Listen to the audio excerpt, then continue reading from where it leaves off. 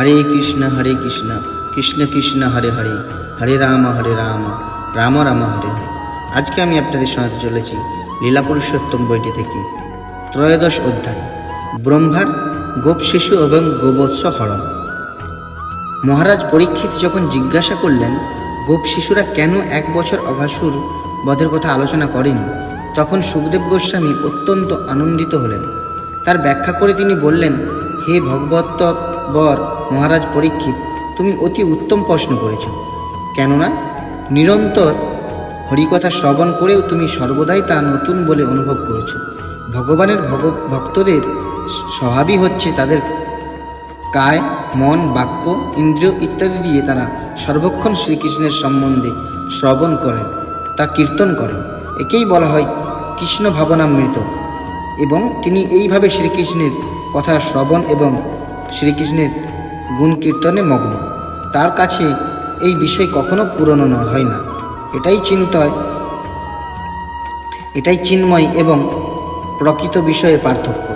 প্রকৃত বিষয়গুলি একটু পরেই বাসি হয়ে যায় এবং একটা বিষয় সম্বন্ধে বেশিক্ষণ শোনা যায় না।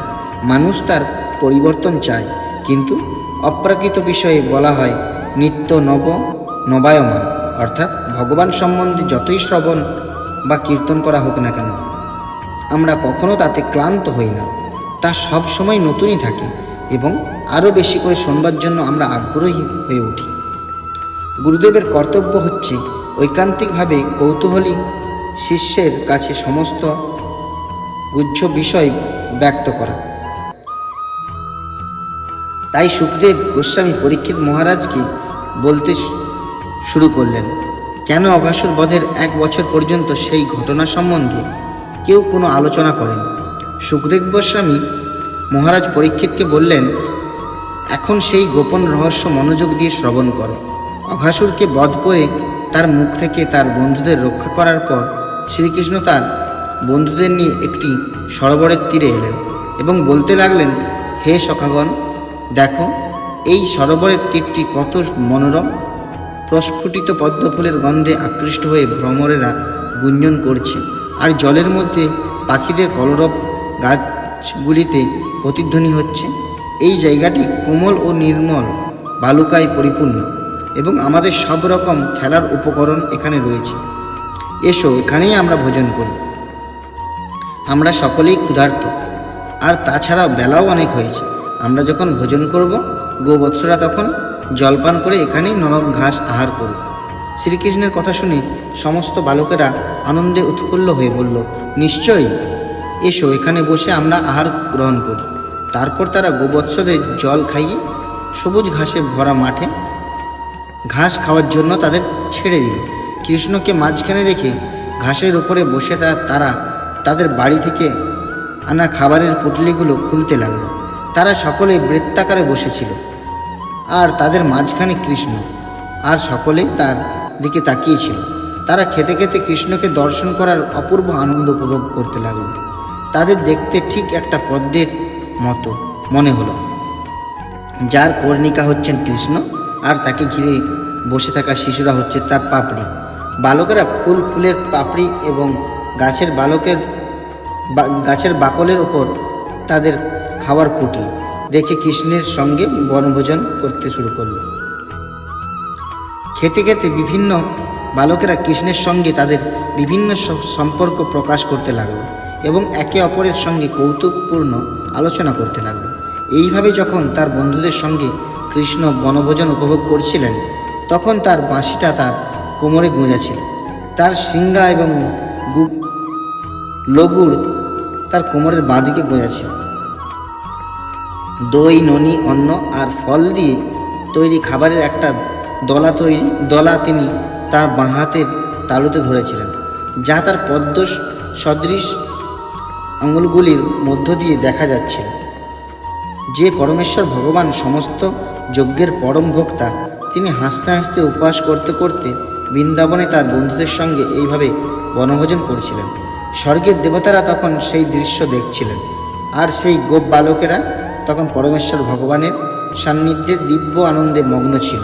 সেই সময় গোবৎসগুলি কাছেই গোচারণ ভূমিতে ঘাস খেতে খেতে নতুন ঘাসের হাত ছেড়ে ধীরে ধীরে গভীর অরণ্যে প্রবেশ করল এবং তখন আর তাদের দেখা গেল না।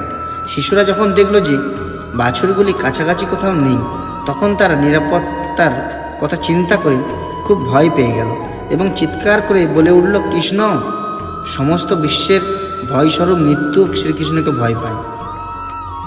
কৃষ্ণ নাম উচ্চারণ করা মাত্রই শিশুদের সমস্ত ভয় দূর হয়ে গেল। তাদের প্রতি গভীর স্নেহে বসে তাদের খাওয়ায় বাধা না দিয়ে কৃষ্ণ তাদের বললেন, তোমরা খাও, আমি দেখছি গোবৎসগুলি কোথায় গেল। এইভাবেই কৃষ্ণ তখন উঠে গিয়ে পাহাড়ের গুহায় এবং ঝোপে ঝাড়ে বাছুরদের খুঁজতে লাগলেন। তাদের খুঁজতে খুঁজতে তিনি বনের মধ্যেও গেলেন, কিন্তু কোথাও তাদের খুঁজে পেলেন না। ইতিমধ্যে অঘাসুর বধের পর স্বর্গের দেবতারা যখন অত্যন্ত বিস্ময়ান্বিত হয়ে সেই ঘটনা দর্শন করছিলেন, তখন বিষ্ণুর নাভিপদ্ম থেকে যার জন্ম হয়েছে সেই ব্রহ্মাও তার দেখতে এসেছিলেন। কৃষ্ণের মতো ছোট্ট একটি শিশুকে এরকম অদ্ভুত একটা কর্ম করতে দেখে তিনি অত্যন্ত আশ্চর্যান্বিত হয়েছিলেন। তিনি যদিও শুনেছিলেন যে এই ছোট্ট গোপ বালকটি হচ্ছেন পরমেশ্বর ভগবান, তবুও তার আরও অধিক মহিমামণ্ডিত লীলা দর্শন করায় প্রয়াসী হয়ে তিনি সমস্ত গোবৎস এবং গোপ শিশুদের চুরি করে অন্য এক জায়গায় রেখেছিলেন। গোবৎসদের অনেক খোঁজা সত্ত্বেও কৃষ্ণ তাদের পেলেন না এবং সরোবরের তীরে যেখানে বসে তার সখারা বনভোজন করছিল, সেখানে তার সখাদেরও দেখতে পেলেন না। তখন সর্বান্তর্যামী শিশু কৃষ্ণ বুঝতে পারলেন যে ব্রহ্মা তার গোপসখা এবং গোবৎসদের চুরি করে নিয়ে গেছে। তিনি তখন ভাবলেন, ব্রহ্মা সমস্ত বালকদের এবং গোবৎসদের চুরি করে নিয়ে গিয়েছে, আমি এখন একা কিভাবে বৃন্দাবনে ফিরে যাব? মায়েরা অত্যন্ত দুঃখিত হবেন। তাই তার সখাদের মায়েদের পুত্র বিচ্ছেদের দুঃখ মোচন করার জন্য এবং ব্রহ্মার কাছে তার পরমেশ্বরব্রত প্রতিপন্ন করার জন্য তিনি নিজেকে গোপ শিশু এবং গোবৎসরূপে প্রকাশিত করলেন। বেদে বলা হয়েছে যে পরমেশ্বর ভগবান তার অচিন্ত শক্তির প্রভাবে নিজেকে অসংখ্যভাবে প্রকাশিত করেন। তাই তার পক্ষে সেই সমস্ত বালক এবং গোবৎসে প্রকাশিত হওয়া মোটেই কোনো কঠিন কাজ নয়। তিনি নিজেকে ঠিক সেই বালকদের মতো প্রকাশিত করলেন, তার যাদের রূপ এবং আকৃতি ছিল ভিন্ন এবং যাদের সাজসজ্জা, আচার আচরণ, কার্যকলাপ সবই ছিল ভিন্ন।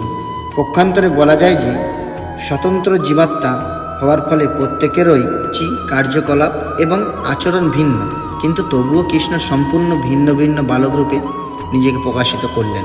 তিনি গোবৎসরূপেও নিজেকে প্রকাশিত করলেন, যাদের সকলেরই আকার, ধর্ম, কার্যকলাপ ইত্যাদি ছিল ভিন্ন। তার পক্ষে এটা সম্ভব, কেননা সব কিছু তারই শক্তির প্রকাশ। বিষ্ণু পুরাণে বলা হয়েছে, পরস্য ব্রহ্মাণ্ড শক্তি, অর্থাৎ এই জগতে আমরা যা কিছু দেখি তা সেই জড় পদার্থই হোক বা সচেতনই জীবী হোক, তা সবই ভগবানের শক্তিরই প্রকাশ। যেমন তাপ এবং আলোক হচ্ছে অগ্নির শক্তির প্রকাশ, এইভাবে নিজেকে গোপ শিশু এবং গোবৎসরূপে প্রকাশ করে তাদের দ্বারা পরিবৃত হয়ে কৃষ্ণ বৃন্দাবনে প্রবেশ করলেন। ব্রজবাসীদের কোনো ধারণাই ছিল না যে কি হয়েছে। বৃন্দাবনে পৌঁছে সমস্ত গোবৎসগুলি তাদের নিজের নিজের গোশালায় ফিরে গেল এবং বালকেরা তাদের নিজের নিজের গৃহে তাদের মায়ের কাছে ফিরে গেল। তাদের মায়েরা দূর থেকে বাঁশির শব্দ শুনতে পেয়েছিলেন, তাই তারা বাড়ি থেকে বেরিয়ে এসে তাদের আলিঙ্গন করলেন। মাতৃস্নেহে তাদের স্তন থেকে দুধ খরিত হতে লাগলো এবং তারা তাদের শিশুদের তা পান করতে দিলেন। তাদের এই নিবেদন ঠিক তাদের পুত্রদের উদ্দেশ্যে ছিল না, তা হচ্ছিল পরমেশ্বর ভগবানের উদ্দেশ্যে, যিনি নিজেকে এই সমস্ত গোপ শিশুতে প্রকাশিত করেছিলেন। এইভাবে বৃন্দাবনের সমস্ত মায়েরা পরমেশ্বর ভগবানকে তাদের স্তনদান করার সুযোগ পেয়েছিলেন। শ্রীকৃষ্ণ কেবল মা যশোদাকেই তার স্তনদান করার সুযোগ দেননি, এখন তিনি সমস্ত মাতৃস্থানীয় গোপীদের সেই সুযোগ দিলেন। সমস্ত শিশুরা তাদের মায়ের সঙ্গে আগের মতোই আচরণ করতে লাগলো এবং তাদের মায়েরাও সন্ধ্যাবেলা শিশুরা যখন বাড়ি ফিরে আসতো তখন তাদের স্নান করাতেন, দাদর সঙ্গে তিলক এঁকে দিতেন এবং নানা রকম অলঙ্কারে তাদের সাজাতেন। গাভীরা সারাদিন গোচারণ ভূমিতে বিচরণ করবার পর সন্ধ্যাবেলা ফিরে এসে হাম্বারবে তাদের বৎসদের আহান করত। বৎসরাও তৎক্ষণাৎ তাদের মায়েদের কাছে ছুটে আসত। মায়েরা স্নেহ ভরে তাদের শরীর চাটত।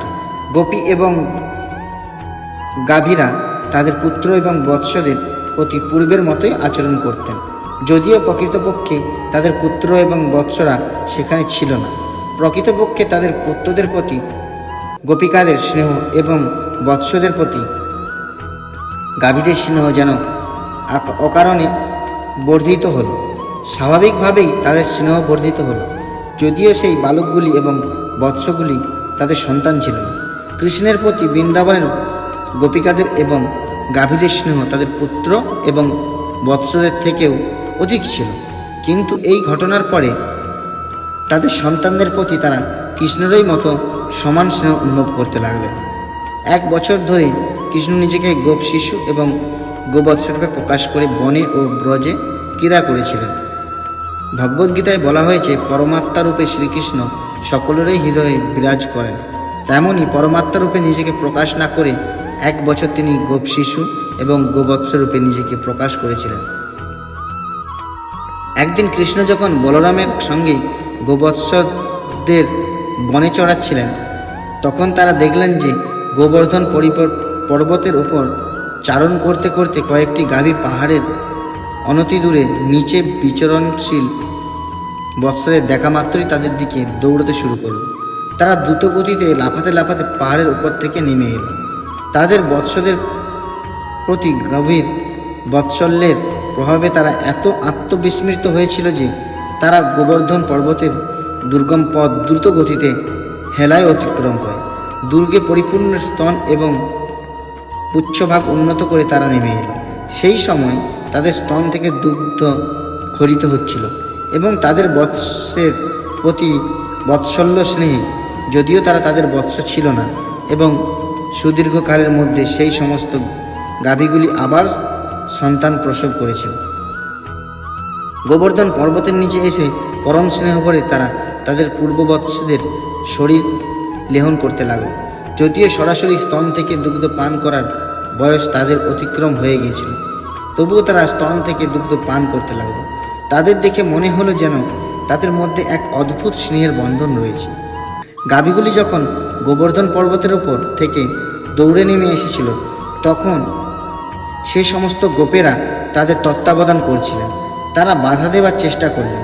প্রাপ্তবয়স্ক গোপেরাই গাভীর তত্ত্বাবধানে করতেন, আর বালকেরা গোবৎসদের তত্ত্বাবধান করতেন, এবং যতদূর সম্ভব গোবৎসদের গাভীদের থেকে আলাদা করে রাখা হতো, যাতে তারা তাদের দুগ্ধ না খেয়ে ফেলে।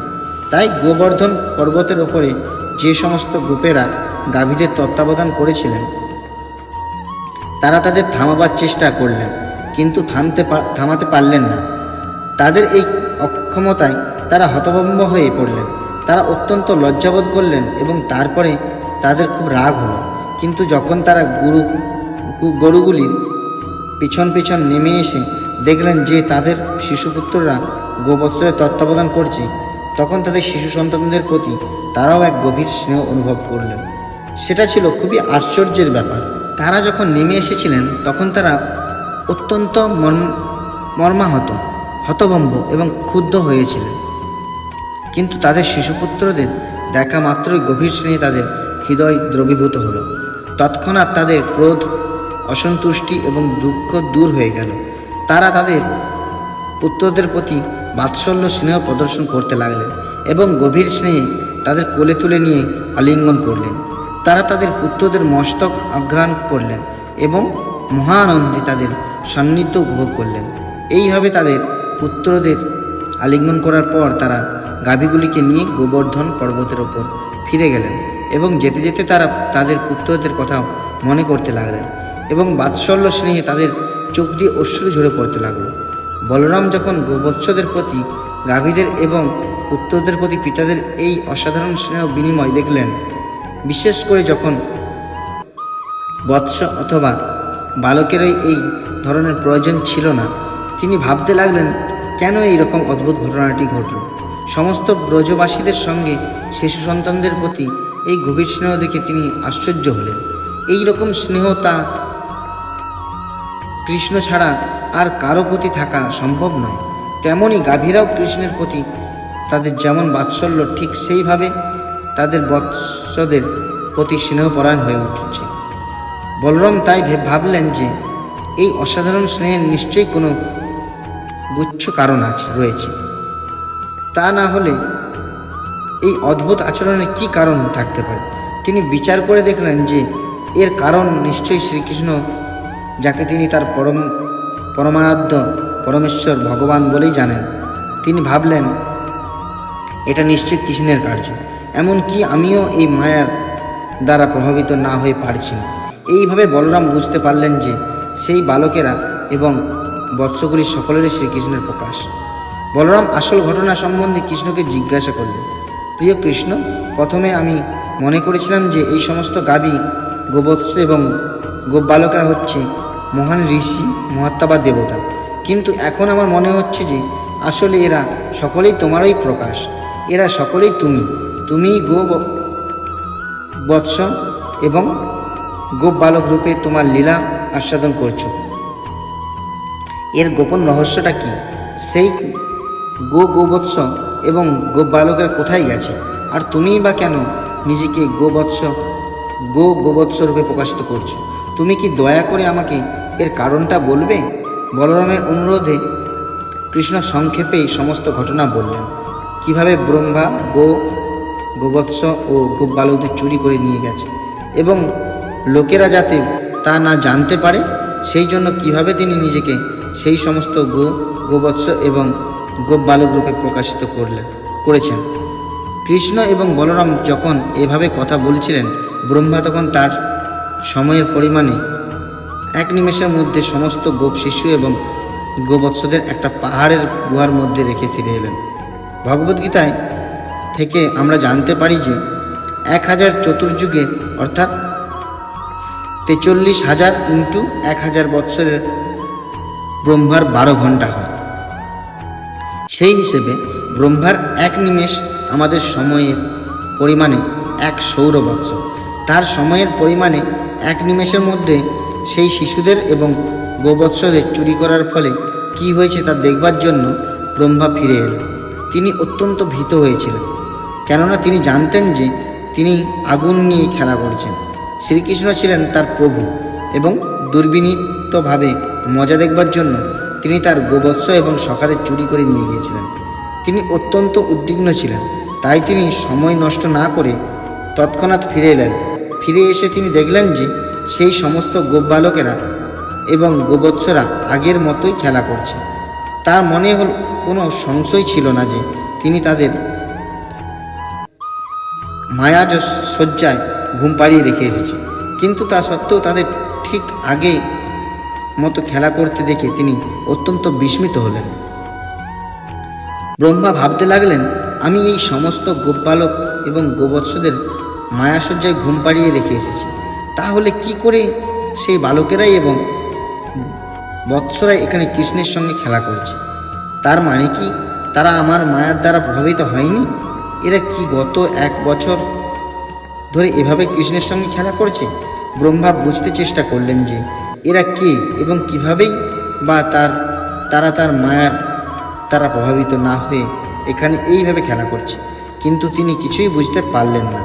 পক্ষান্তরে বলা যায় যে তিনি নিজেই তার মায়ার দ্বারা মোহিত হয়ে পড়েছেন। তার মায়াশক্তিকে তখন অন্ধকার রাত্রি তুষারের মতো বা দিনের আলোর জোনাকির পোকার মতো মনে হলো। পাহাড়ের উপর সঞ্চিত তুষার দিনের আলোয় ঝলমল করে, কিন্তু রাত্রিবেলা তাদের কোনো উজ্জ্বলতা থাকে না। আবার রাত্রের অন্ধকারে জোনাকি পোকাকে জ্বলতে দেখা যায়, কিন্তু দিনের বেলায় তাদের কোনো আলোই দেখা যায় না।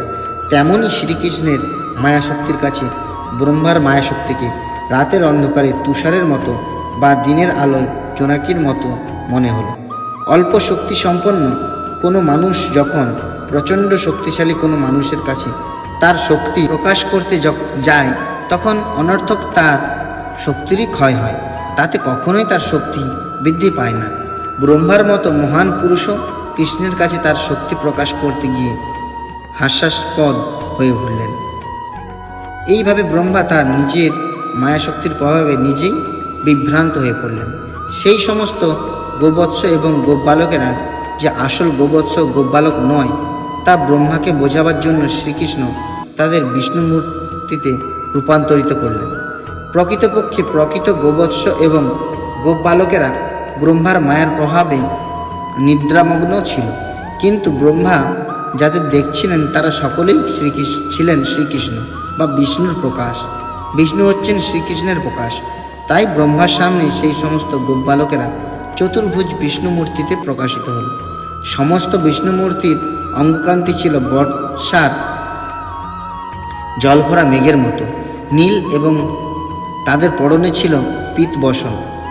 তারা সকলেই ছিলেন চতুর্ভুজ এবং তাদের শঙ্খ, চক্র, গদা এবং পদ্ম শোভা পাচ্ছিল। তাদের মাথায় ছিল অদ্ভুত দ্যুতিসম্পন্ন মণিমাণিক্য খচিত সোনার মুকুট, কানে ছিল কুণ্ডল, তাদের গলায় ছিল অপূর্ব সুন্দর ফুলের মালা, তাদের বক্ষে শ্রীবৎস চিহ্ন ছিল এবং তাদের হাতে রজুবন্ধ এবং অন্যান্য সমস্ত রত্নালঙ্কার। তাদের কণ্ঠ ছিল শঙ্খের মতো মসৃণ, তাদের পদযুগলে নূপুর শোভা পাচ্ছিল, তাদের কোমরে ছিল ছোট্ট ঘণ্টাযুক্ত সোনার কোমরবন্ধ, তাদের আঙুলে অঙ্গুরীয় শোভা পাচ্ছিল। ব্রহ্মা আরও দেখলেন যে সেই সমস্ত বিষ্ণুমূর্তির শ্রীপাদপদ্ম থেকে মস্তক পর্যন্ত তুলসী মঞ্জির শোভা পাচ্ছিল। সেই সমস্ত বিষ্ণুমূর্তি সকলেই দিব্য সৌন্দর্যে ভূষিত ছিলেন। তাদের মুখের হাসি পূর্ণচন্দ্রের জ্যোৎস্নার মতো স্নিগ্ধ এবং সকরুণ দৃষ্টিপাত প্রভাতের সূর্যের মতো উজ্জ্বল। তাদের দৃষ্টিপাতের ফলে মনে হলো তারা যেন রজগুণ এবং তমগুণের সৃষ্টিকর্তা এবং পালনকর্তা। বিষ্ণু স্বয়ং সত্যগুণের প্রতীক, ব্রহ্মা রজগুণের প্রতীক এবং মহেশ্বর হচ্ছেন তমগুণের প্রতীক। তাই এই জগতে সব কিছুর পালনকর্তা রূপে বিষ্ণু, ব্রহ্মা এবং শিবেরই দৃষ্টিকর্তা ও পালনকর্তা।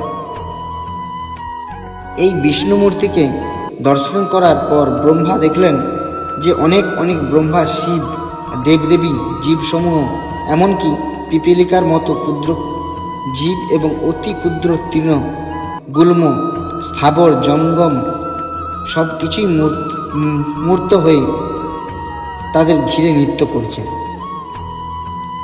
তাদের সেই নৃত্যের সঙ্গে সঙ্গে মধুর সুরে গান হচ্ছে এবং বাজনা বাজছে। তারা সকলেই সেই সমস্ত বিষ্ণুমূর্তির পূজা করছিলেন। ব্রহ্মা বুঝতে পারলেন যে সেই সমস্ত বিষ্ণুমূর্তি অনিমা প্রভৃতি ঐশ্বর্য, মায়া প্রভৃতি বিভূতি এবং মহাতত্ত্ব প্রভৃতি চতুর্বিংশতি তত্ত্বে পরিবেষ্টিত হয়ে রয়েছে। ভগবান শ্রীবিষ্ণুর মহিমা বলে তার অধীনস্থ সমস্ত শক্তি তাদের সেবায় রত। কাল, স্বভাব, সংস্কারম, কাম, কর্ম, প্রকৃতির তিনটি গুণ প্রভৃতি পদার্থ সকল মূর্তিমান হয়ে তাদের উপাসনা করছিলেন। ব্রহ্মা বুঝতে পারলেন যে তারা সত্য, জ্ঞান এবং আনন্দের উৎস। তাদের সেই বিগ্রহ সৎ, চিৎ ও আনন্দময় এবং তারাই হচ্ছেন উপনিষদের অনুগামীদের আরাধ্য পরম তত্ত্ব। ব্রহ্মা বুঝতে পারলেন যে সমস্ত গোবৎস এবং গোপবালকেরা কোনো যৌগিক শক্তির প্রভাবে বা অলৌকিক শক্তির প্রভাবে বিষ্ণু মূর্তিতে রূপান্তরিত হয়নি, এমনকি তারা বিষ্ণু মায়ার প্রভাবেও এই বিষ্ণু মূর্তিতে রূপান্তরিত হয়নি। তারা হচ্ছেন স্বয়ং বিষ্ণু। বিষ্ণু এবং বিষ্ণু মায়ার পার্থক্য হচ্ছে আগুনের সঙ্গে তাপের পার্থক্যের মতো। তাপের মধ্যে উষ্ণতা আদি আগুনের গুণাবলী বর্তমান, কিন্তু তবুও তাপ আগুন নয়। সেই বালকদের এবং গোবৎসদের বিষ্ণুমূর্তিতে প্রকাশ অগ্নির তাপের মতো ছিল না, তা ছিল স্বয়ং আগুন। তারা সকলেই ছিলেন বিষ্ণু। প্রকৃতপক্ষে বিষ্ণু গুণাবলী হচ্ছে পূর্ণ সত্তা, পূর্ণ জ্ঞান এবং পূর্ণ আনন্দ। জড় অভিজ্ঞতার পরিপ্রেক্ষিতে আরেকটা দৃষ্টান্ত দেওয়া যায়। একই বস্তুর অনেক প্রতিবিম্ব দেখা যায়। এক সূর্যের যেমন বিভিন্ন জলের পাত্রে ভিন্ন ভিন্ন সূর্যরূপে প্রতিবিম্বিত হতে দেখা যায়, কিন্তু সেই প্রতিবিম্বে যথার্থ তাপ এবং আলোক নেই। গোপবালক এবং গোবৎসরূপে শ্রীকৃষ্ণের প্রকাশ সেই রকম ছিল না। তারা সকলেই ছিলেন পূর্ণ বিষ্ণুতত্ত্ব। তাদের সেই বিগ্রহ ছিল সৎ, চিৎ এবং আনন্দময়। পরমেশ্বর ভগবানের সবিশেষ দিব্যরূপ এতই মহান যে উপনিষদের নির্বিশেষ অনুগামীরাও তার সেই রূপকে জানতে পারে না। যে সমস্ত নির্বিশেষবাদী জ্ঞানীরা উপনিষদের মাধ্যমে কেবল এইটুকু জানতে পারেন যে পরম সত্য কোনো জড় পদার্থ নয়, পরম তত্ত্ব জড়ের দ্বারা সীমাবদ্ধ নয় এবং তার জড়া প্রকৃতি অতীত পরমেশ্বর ভগবানের চিন্ময় রূপ, এই সমস্ত সীমিত জ্ঞানসম্পন্ন নির্বিশেষবাদীদের উপলব্ধির অতীত। ব্রহ্মা শ্রীকৃষ্ণকে এবং বিষ্ণুরূপে তার প্রকাশকে বুঝতে পারলেন এবং তিনি বুঝতে পারলেন যে পরমেশ্বর ভগবানের শক্তির প্রকাশের ফলেই এই জগতে স্থাবর এবং জঙ্গম সব কিছুরই অস্তিত্ব আছে। ব্রহ্মা যখন তার সীমিত শক্তি এবং একাদশ ইন্দ্রিয়ের অন্তর্গত সীমিত চেতনা নিয়ে হতভম্বের মতো দাঁড়িয়েছিলেন, তখন তিনি বুঝতে পারলেন যে তিনিই জড়া প্রকৃতির বন্ধনে আবদ্ধ একটি জীব মাত্র এবং তিনি ভগবানের হাতের ক্রীড়নক মাত্র। একটি পুতুলের যেমন নিজে নিজে নাচবার ক্ষমতা নেই, সে কেবল নাচানেওয়ালার পরিকল্পনা অনুসারে নাচে, তেমনি সমস্ত দেবতা এবং সমস্ত জীবেরা সকলেই পরমেশ্বর ভগবানের পরিচালনায় পরিচালিত হন। সেই সম্বন্ধে চৈতন্য চরিতামৃতে বলা হয়েছে, একেলা ঈশ্বর কৃষ্ণ আর সব ভৃত্য, যারে জৈচ্ছে নাচাই সে তৈচ্ছি করে নিত্য। সমস্ত জগৎ জড়া প্রকৃতির তরঙ্গের অন্তর্গত এবং সমস্ত জীব ক্ষুদ্র খড়কুটোর মতো তাতে ভাসছে, তাই তারা প্রতিনিয়ত বেঁচে থাকার সংগ্রাম করে চলেছে। কিন্তু কেউ যখন বুঝতে পারেন যে তিনি হচ্ছেন পরমেশ্বর ভগবানের নিত্য সেবক, তখন মায়া বা বেঁচে থাকার অর্থহীন সংগ্রাম বন্ধ হয়ে যায়। এইভাবে ব্রহ্মা, যিনি হচ্ছেন জ্ঞানের অধিষ্ঠাত্রী দেবী সরস্বতীর প্রভু এবং যিনি সমস্ত বৈদিক জ্ঞানের সর্বশ্রেষ্ঠ বিশেষজ্ঞ, তিনিও পরমেশ্বর ভগবানের অচিন্ত শক্তি বুঝতে না পেরে এইভাবে মুহ্যমান হয়ে পড়লেন। জড়জগতে ব্রহ্মার মতো মহান ব্যক্তিও পরমেশ্বর ভগবানের মায়াকে বুঝতে পারেন না। ব্রহ্মা শুধু যে তা বুঝতে পারলেন না তা নয়, তার সামনে শ্রীকৃষ্ণ যেভাবে তার শক্তিকে প্রকাশ করেছিলেন তা প্রত্যক্ষ করেই তিনি হতভম্ব হয়ে পড়েছিলেন। শ্রীকৃষ্ণ যে কিভাবে নিজেকে গোবৎস ও গোপবালকে প্রকাশিত করেছিলেন এবং তারা সকলেই যে ছিলেন একজন বিষ্ণু, তা যে কী করে সম্ভব তা বুঝতে না পেরে ব্রহ্মা সম্পূর্ণরূপে কিংকর্তব্য বিমূঢ় হয়ে পড়েছিলেন। তার এই অবস্থা দেখে তার প্রতি শ্রীকৃষ্ণের করুণা হল। তিনি তখন সেই দৃশ্যের উপরে যোগমায়ার আবরণ টেনে দিলেন। ভগবদ্গীতায় বলা হয়েছে যে যোগমায়ার দ্বারা আচ্ছাদিত ভগবানকে দেখা যায় না। সত্যকে যা আচ্ছাদিত করে তা হচ্ছে মহামায়া বা ভগবানের বহিরঙ্গা শক্তি, যা বদ্ধ জীবকে জড় ইন্দ্রিয়ের অতীত পরমেশ্বর ভগবানকে বুঝতে দেয় না। কিন্তু যে শক্তি আংশিকভাবে পরমেশ্বর ভগবানকে প্রকাশ করে এবং আংশিকভাবে তাকে আচ্ছাদিত করে রাখে, তাকে বলা হয় যোগমায়া। ব্রহ্মা কোনো সাধারণ বদ্ধজীব নন, তিনি সমস্ত দেবতাদের থেকেও অনেক অনেক মহান, কিন্তু তিনিও পরমেশ্বর ভগবানের লীলা বুঝতে পারলেন না। তাই শ্রীকৃষ্ণ স্বেচ্ছাকৃতভাবে আর তার কাছে তার শক্তির প্রকাশ প্রদর্শন করলেন। বদ্ধ জীব যে কেবল মোহিতই হয়ে পড়ে তা নয়, তারা ভগবানের অচিন্ত শক্তিকে বুঝতে পর্যন্ত পারে না। ভগবান যোগমায়ার আবরণ টেনে দিলেন, তাতে ব্রহ্মা আর বিহল হয়ে না পড়েন। ব্রহ্মা যখন একটু প্রকৃতিস্থ হলেন, তখন তার মনে হলো যেন তিনি মৃতপ্রায় অবস্থা থেকে পুনর্জীবিত হলেন এবং অনেক কষ্টে তিনি তার চোখ খুললেন। তিনি তার সাধারণ দৃষ্টি দিয়ে ভগবানের নিত্য ধাম দর্শন করতে সক্ষম হলেন। চারিদিকে তাকিয়ে তিনি দেখলেন মানুষের জীবন ধারণের উপায়স্বরূপ বৃক্ষে পরিপূর্ণ, সর্ব ঋতুতে সুখদায়ক অপূর্ব মাধুর্যমণ্ডিত বৃন্দাবন ধাম। তিনি দেখলেন যে সেখানে সমস্ত জীবই জড়া প্রকৃতির অতীত। বৃন্দাবনের বনে বাঘ, সিংহ প্রভৃতি হিংস্র জন্তুরাও হরিণ, মানুষ প্রভৃতি নিরীহ জীবের প্রতি বন্ধু ভাবাপন্ন হয়ে শান্তিতে বসবাস করছে। তিনি বুঝতে পারলেন যে যেহেতু এই বৃন্দাবন ভগবানের নিত্যধাম, তাই কাম, ক্রোধ, লোভ আদি ভাবের সেখানে কোনো স্থান নেই। ব্রহ্মা দেখলেন যে সেখানে পরমেশ্বর ভগবান শ্রীকৃষ্ণ একটি ছোট্ট গোপ শিশু রূপে তার লীলাবিলাস করছেন। তিনি দেখলেন যে দই মাখা ভাতের দলা হাতে তিনি তার বন্ধুদের এবং বৎসদের খুঁজে বেড়াচ্ছেন। 1 বছর আগে তা হারিয়ে যাওয়ার পর ঠিক যেভাবে তিনি তাদের খুঁজে বেড়াচ্ছিলেন, ব্রহ্মা তখন তার হংসবাহন থেকে নেমে এসে ভগবানের সামনে একটি স্বর্ণদণ্ডের মতো ভূমিতে নিপতিত হলেন। এইভাবে প্রমাণ করাকে বলা হয় দণ্ডবৎ, অর্থাৎ একটি দণ্ডের মতো পতিত হয়ে মাননীয় বৈষ্ণব বা ভগবানকে প্রণাম করা। ব্রহ্মা ভগবানের সামনে দণ্ডবৎ প্রণতি জানালেন এবং যেহেতু ব্রহ্মার গায়ের রং সোনার মতো, তাই তাকে দেখে মনে হলো যেন একটি স্বর্ণদণ্ড শ্রীকৃষ্ণের পায়ের কাছে পড়ে আছে। ব্রহ্মার মাথার 4টি মুকুট ভগবানের শ্রীপাদপদ্মকে স্পর্শ করল। আনন্দের অতিশয্যে ব্রহ্মার চোখ দিয়ে অশ্রু ঝরে পড়তে লাগলো এবং সেই অশ্রুধারায় তিনি শ্রীকৃষ্ণের পদযুগল ধৌত করলেন। তিনি বারবার ভগবানকে প্রণতি জানিয়ে তার অপূর্ব লীলাসমূহ স্মরণ করতে লাগলেন।